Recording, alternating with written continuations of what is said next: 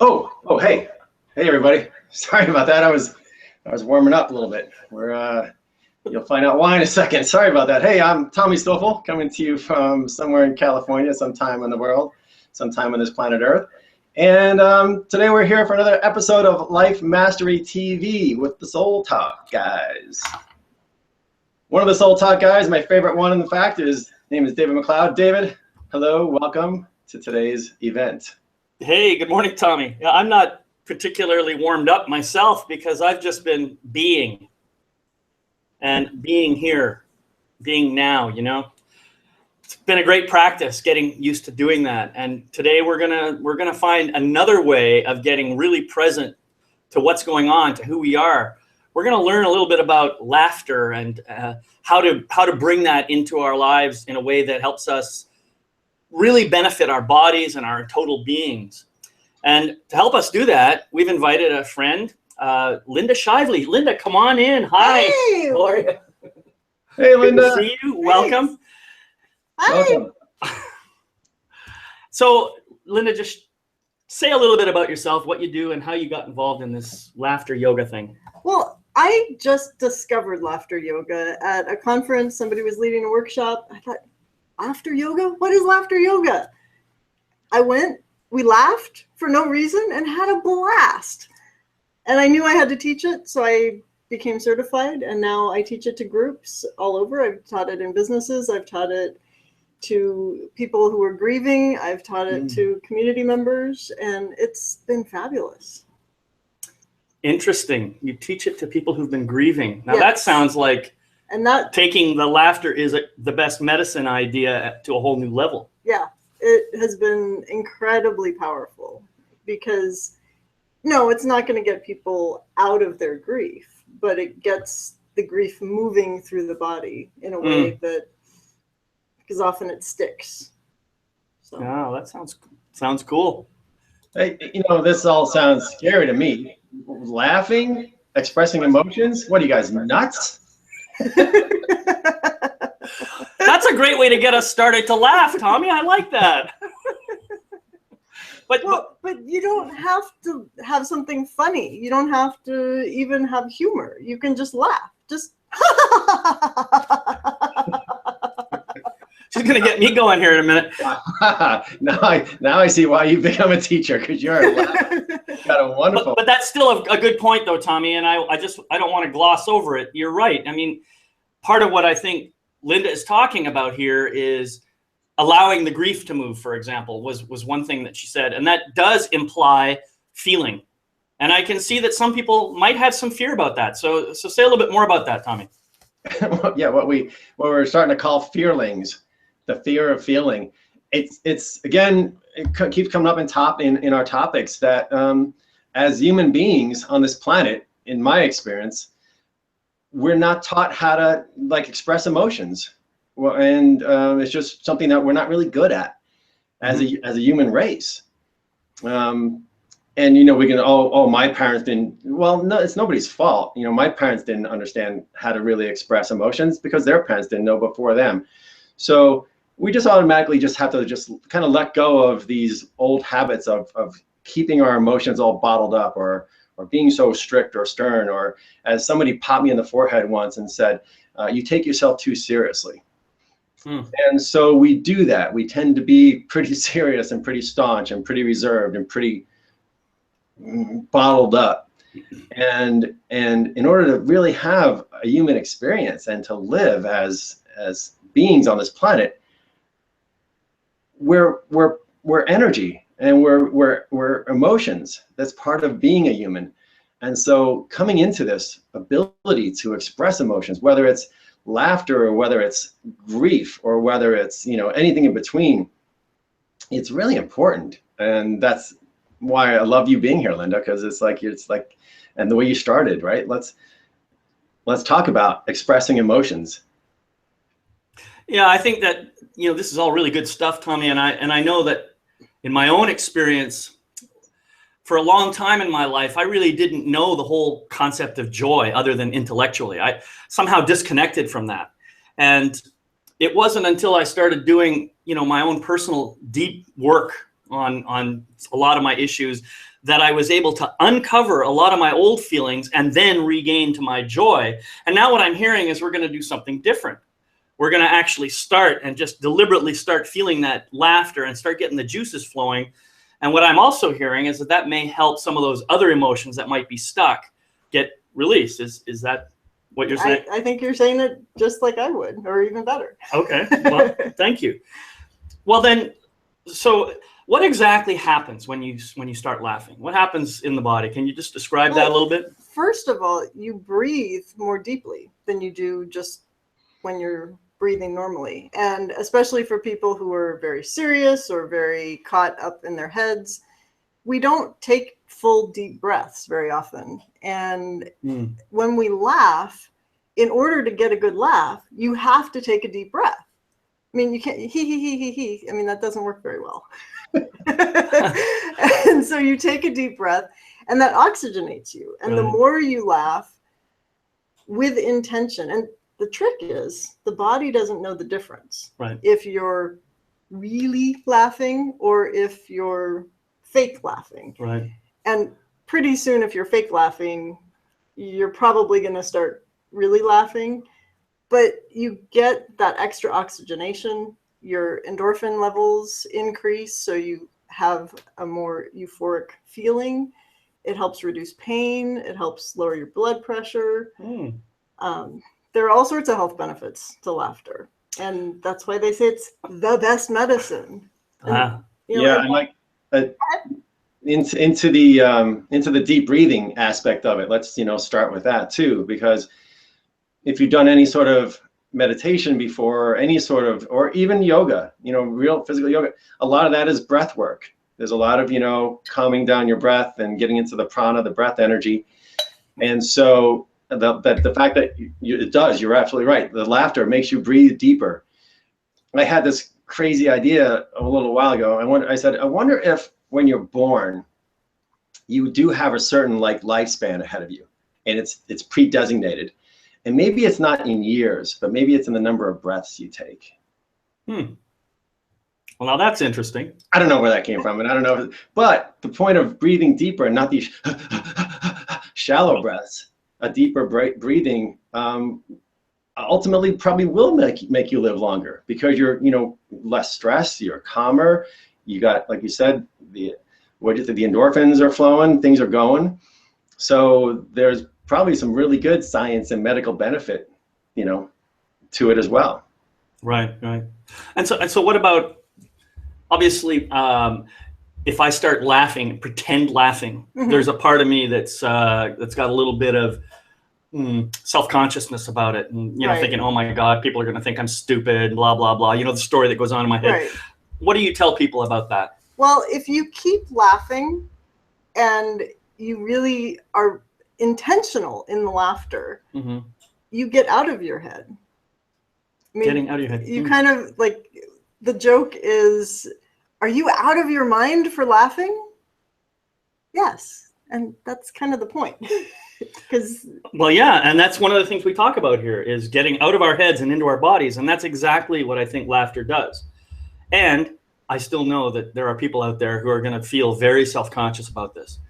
And so the question is, how do we help them become less self-conscious? I mean, I personally don't really have that problem. I'm sure you know me well enough by now.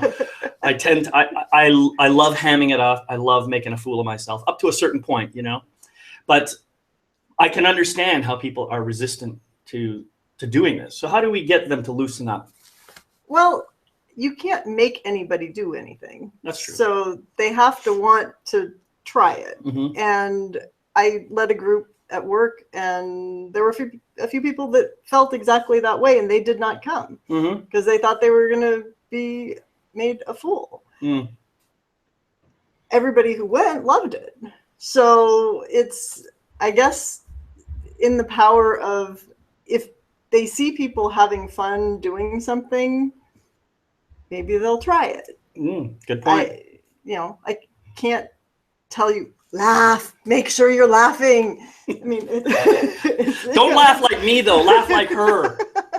I want to dig into like being the fool.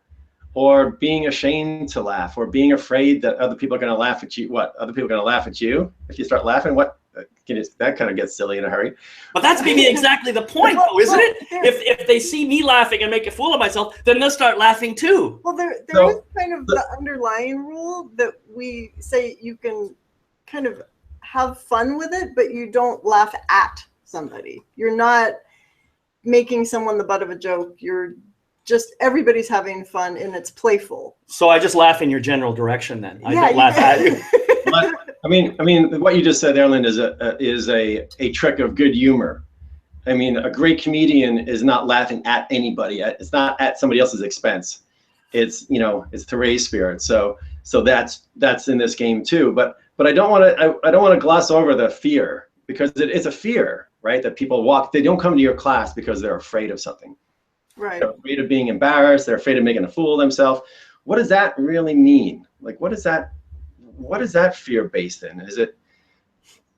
What does that feel like to you guys? Because there was a time in my life when I was, you know, afraid to public speak. I was afraid to do things which today I just, you know, laugh about and do. But let's talk a little bit about what holds people back from laughing in general. What is that kind of fear? Why? Where's it come from? Where do you guys think?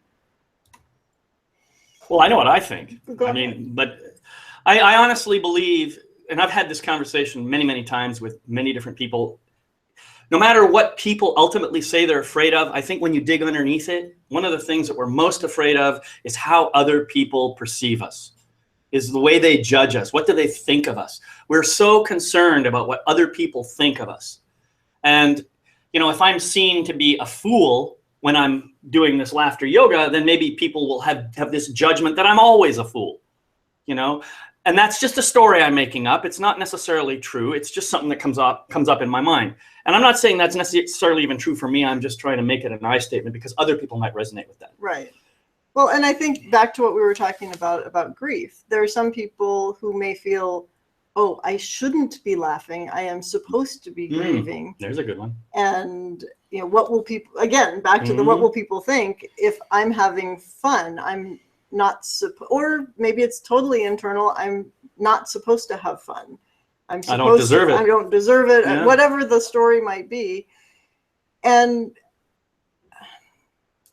I guess the only thing to break through is to let people know that it's okay to laugh, regardless. And part of the whole thing with laughter yoga is you are laughing with no humor. You are laughing with no comedy. You're just laughing to laugh. So you're kind of taking all of that out. And yes, it's silly. And yes, people will be potentially uncomfortable. I don't think I've ever been with a group where someone was there, tried it, and freaked out about how other people might perceive them. So It's just getting in the door and actually trying it. Mm-hmm. Yeah, I just want to close. I just want to break open the door on this what other people think of us thing, right? Because that holds us back from so much stuff. Laughter, stepping out and doing something different, you know, whatever it is, writing a book. So I think it's just really important to just break that one apart and for people to feel, so what other people think of me? So what? If you know what goes on inside the minds of most people, why do you care what they think of you? They're having their own worst nightmare in their head. They're living their own suffering in their head. They're doing their own self-judgment all the time. So it helps me untie the knots of me caring what other people think about me. And then that loosens me up to just do stuff without restraint. And laughter, it sounds like one of these amazing techniques that gives us a visceral experience of not caring what other people think, a visceral experience of just being in the moment, of being present, and of the deep breathing. Oh my gosh, I'm looking forward to when we get to practice this. So. Well, I'm sure we're not going to keep you waiting much longer here, Tommy. But, you know, I think what I have learned for myself is, and I think this is true for most people, the story that I imagine that you're having about me is just complete fabrication. The real truth is, most of the time, I'm not having those judgments about other people. And so I therefore believe that they're not having the same kinds of judgments about me. Sure, sometimes I have judgments about other people, but they're pretty rare, you know? And usually when I'm caught up in some story of my own. When I just let that story go and I get back to who I really am, the judgments about other people disappear. And that's really what we're talking about here. You talked about getting out of the head and into the body. And that's really what we talk about on every week. Yeah. It's all about getting into the body, feeling what's really going on, and just being with it. It's not about judging it. It's not about making it right or wrong or even describing it. This is a good feeling or a bad feeling. It's just about feeling it. Right. And when we do that, then we can allow it to pass through us. And so I can see where having a practice of just trying to laugh a little bit can help grief to find its way out.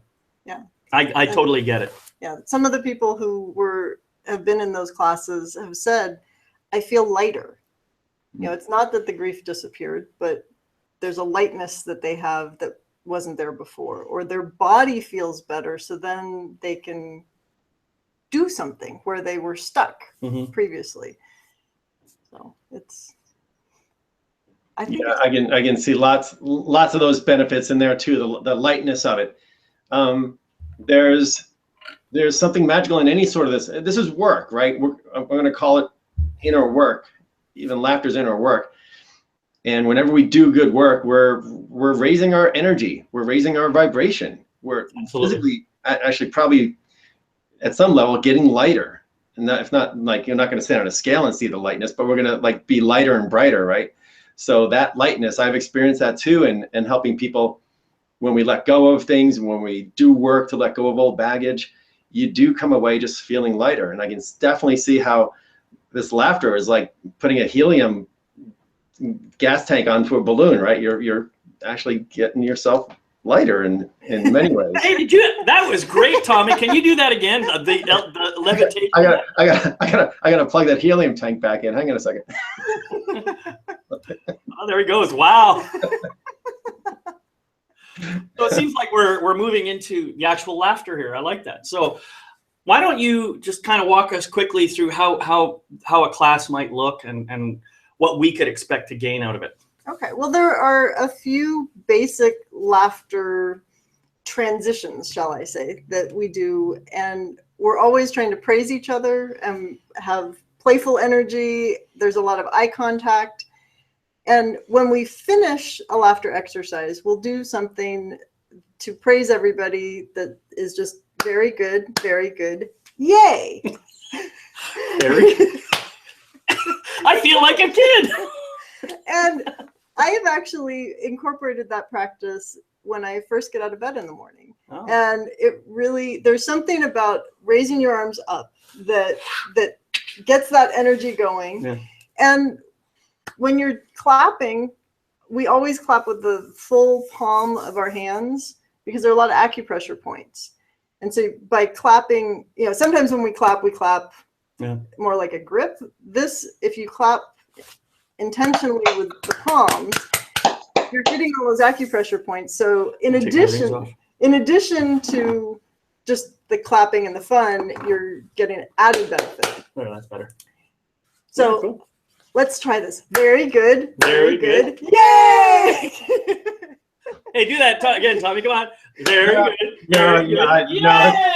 No, this is stupid. I'm not doing this. Embarrassing.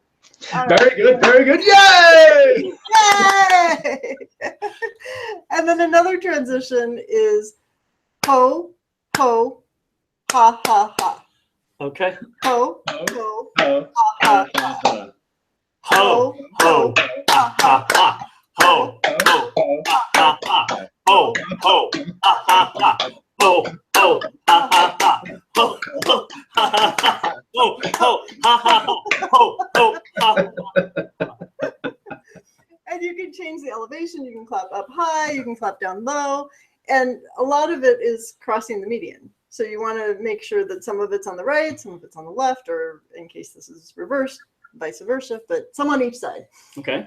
And when we're doing it, everything is interactive. And we'll do, in this case, we'll do a greeting. And Tommy, we will virtually greet you where we'll shake your hand and just do ha ha ha ha ha ha. Ha, ha, ha, ha, ha. So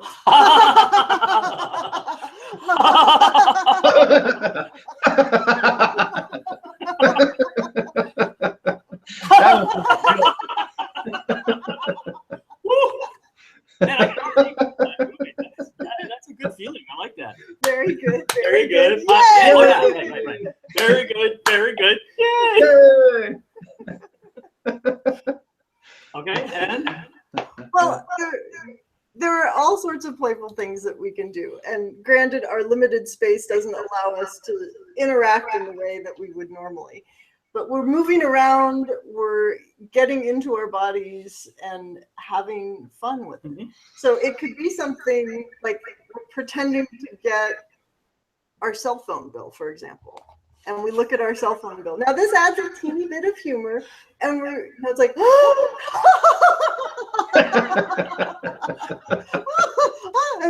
and we show it to somebody else. that's my rent.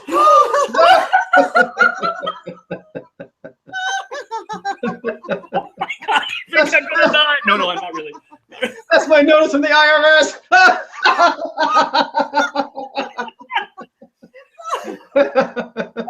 There are so many things that happen in life that are unpleasant, and so if you could flip it and make it funny, laugh about it. Yeah, you're stuck in traffic and you just start laughing behind the wheel. And talk about people wondering what other people think.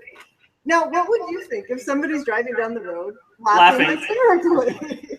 I mean, you're either going to think they're crazy or you're going to start laughing because they're laughing. And if you start laughing because they're laughing, then you're spreading laughter in the world. This is really cool. That's a lot of great ideas that I hadn't thought of before.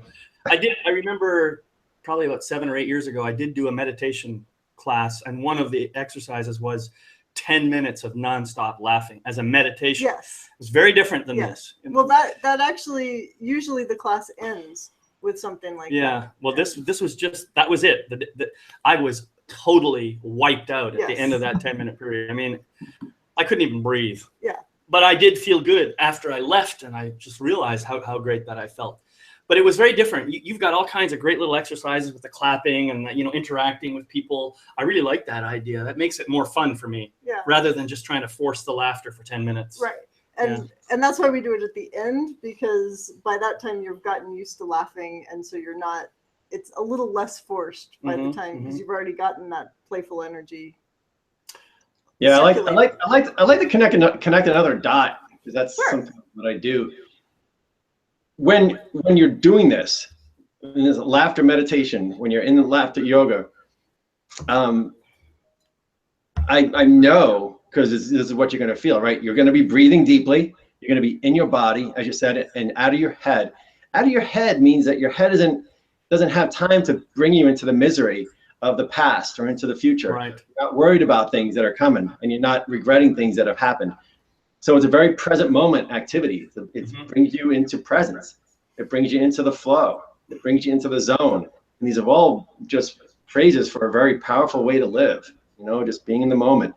So the fact that we get to practice being in the moment, which we need as much practice as we can get, while we're laughing, oh my gosh, Linda, this is just brilliant on many levels. Health-wise, mental health-wise, physical-wise, emotionally. It's just looks like I was talking to somebody yesterday, and they said, people still, in doing this work, people want a pill. Yeah. They want it to be done. They want to swallow the pill and be done.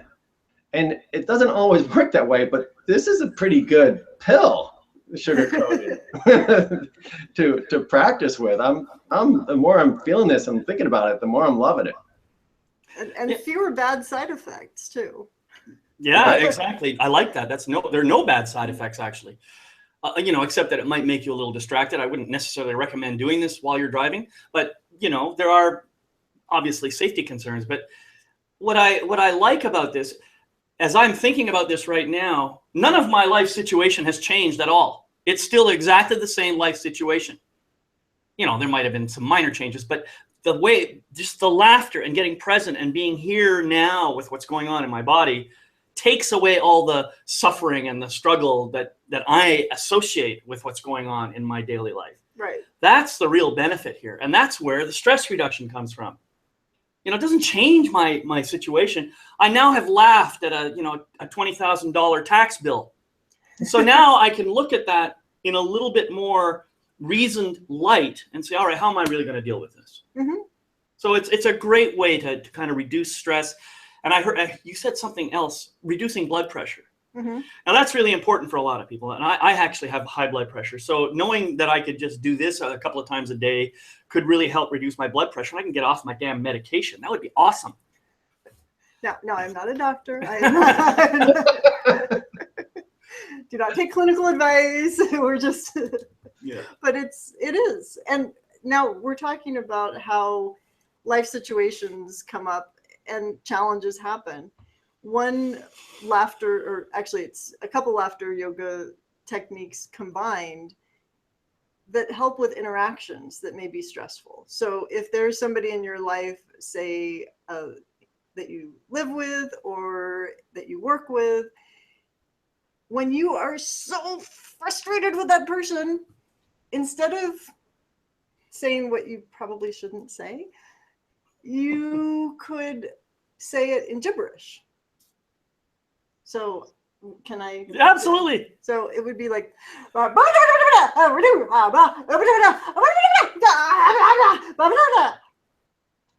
then I forgive.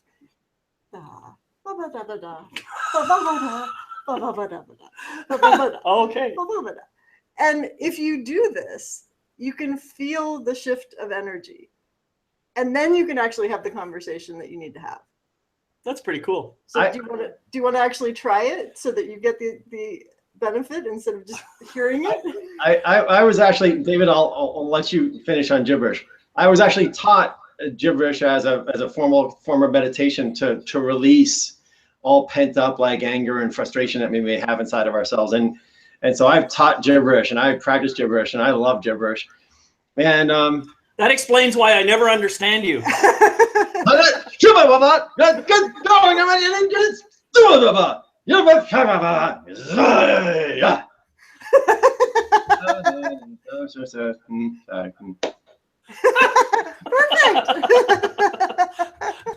Yeah, well, see, no, I can do the laughter, but the gibberish, no, I'm sorry. That I draw the line at gibberish.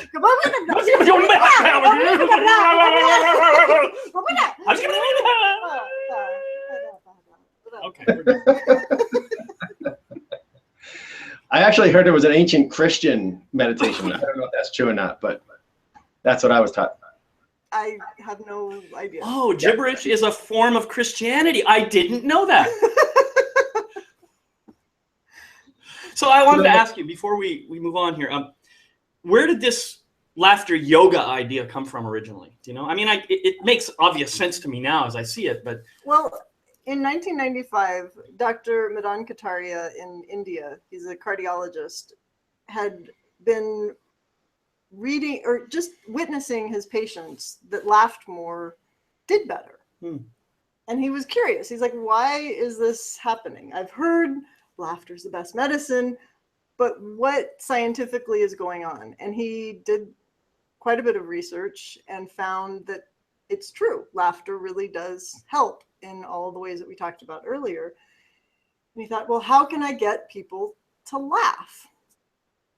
So he gathered about 5 people in a park in Mumbai, and they stood around and told jokes to each other and laughed. And they did this every day, and the group grew in size. And after a while, the jokes weren't as funny, or they started to be a little off color, and people were complaining that they weren't appropriate. And he knew the laughter was good, but he just needed to figure out another way to do it. So he talked to his wife, smart man, and who happened to be a yoga instructor. And she said, well, it's about the breathing. And so they worked together to figure out how to make some playful exercises that would actually incorporate the breathing and the laughter.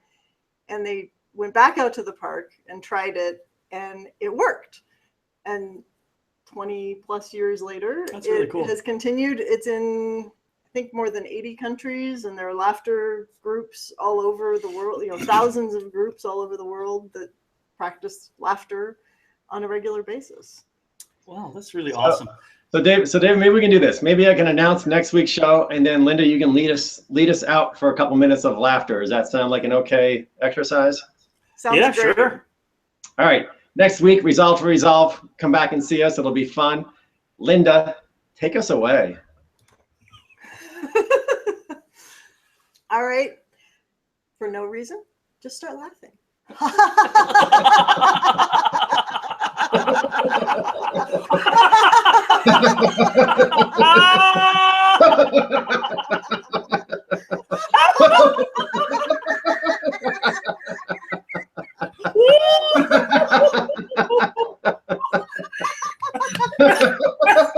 Breathe.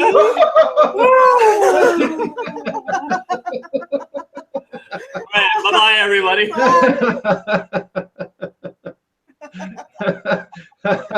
Bye.